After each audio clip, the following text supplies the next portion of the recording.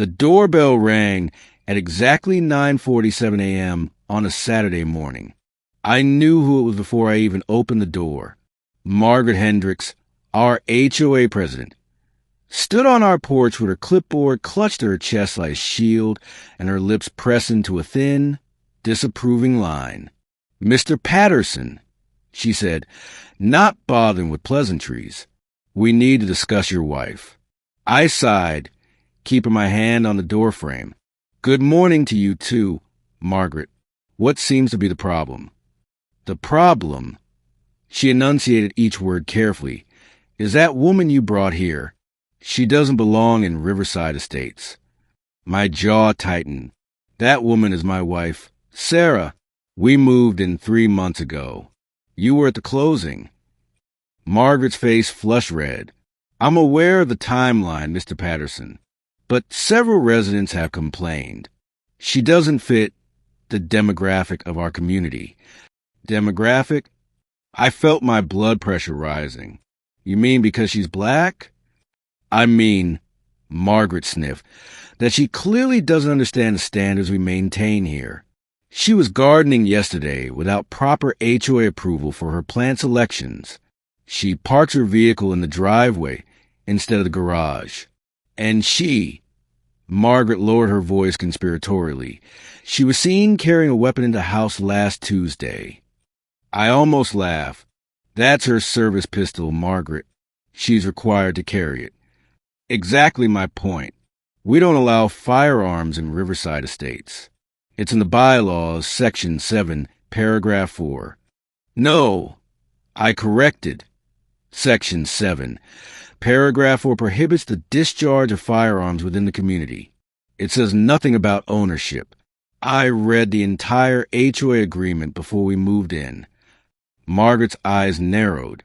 "Well, I'm calling an emergency board meeting to address this situation. She needs to go, or you both do." Before I could respond, Sarah appeared behind me, still in her running clothes, a light sheen of sweat on her forehead. She'd been out for her morning 5-mile run. "Is there a problem?" she asked calmly, placing a gentle hand on my shoulder. Margaret looked Sarah up and down with obvious disdain. "Yes, there most certainly is. You are the problem, Mrs. Patterson." Sarah's expression didn't change, but I felt her grip on my shoulder tighten slightly. "I see. And what exactly have I done wrong?" "It's not what you've done. It's what you are," Margaret said, apparently abandoning any pretense of subtlety. "You don't belong here. This is a respectable neighborhood, and I have it on good authority that you've been involved in criminal activities." My wife tilted her head. "Criminal activities?" "Don't play coy with me. I saw the police scanner in your car. I saw the handcuffs in your glove compartment when you asked me to grab your registration last week. You're obviously some kind of criminal, and I won't have it in my neighborhood." Sarah glanced at me, and I could see the corner of her mouth twitching. She was trying not to smile. "Margaret," I started, but my wife squeezed my shoulder. "No, it's okay, honey." Sarah stepped forward, her 5'9" frame forcing Margaret to look up slightly. "Mrs. Hendricks, I think there's been a misunderstanding." "The only misunderstanding is you thinking you can fool us," Margaret shot back. "But I've been documenting everything. Every violation, every suspicious activity. And now I'm putting my foot down." "I'd like to resolve this peacefully," Sarah said, her voice still calm but with an edge of steel I recognized. It was her work voice. "Perhaps we could sit down and discuss." "I'm done discussing." Margaret's voice rose to a shrill pitch. "You have until the end of the week to vacate this property, or I'll have you forcibly removed." "Margaret, we own this house," I said, my patience finally snapping. "You can't evict us from our own property." "Watch me." Margaret pulled out her phone. "I'm calling 911 right now. I'm reporting a dangerous criminal trespassing in our neighborhood." Sarah held up a hand. "Mrs. Hendricks, I really wouldn't." But Margaret was already dialing. her finger jabbing at the screen triumphantly. She held the phone to her ear, and I watched as she spoke to the dispatcher. Yes, hello. This is Margaret Hendricks, HOA president of Riverside Estates. I need officers here immediately. There's a dangerous individual threatening our residents. She's armed and refusing to leave.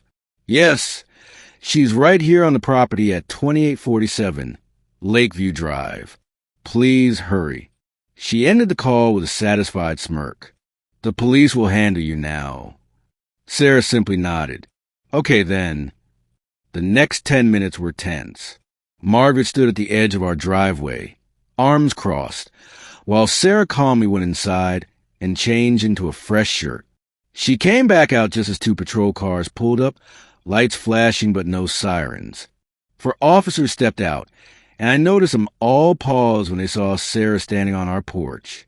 One of them, a senior sergeant, immediately straightened. Director Patterson, he said, his voice respectful but confused. We received a call about, he glanced at his notepad, a dangerous armed individual? Director? Margaret's voice was sharp. What are you talking about? Arrest this woman. The sergeant ignored her, keeping his attention on Sarah.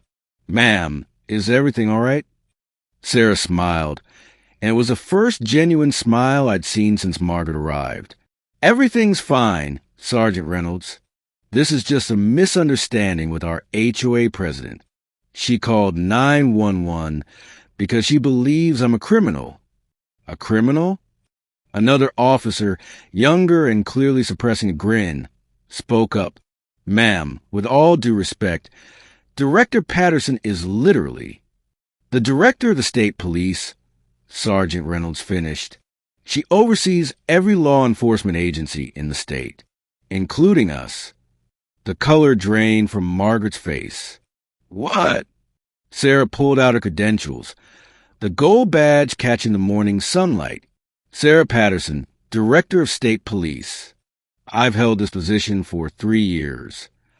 But, Margaret sputtered. You can't be.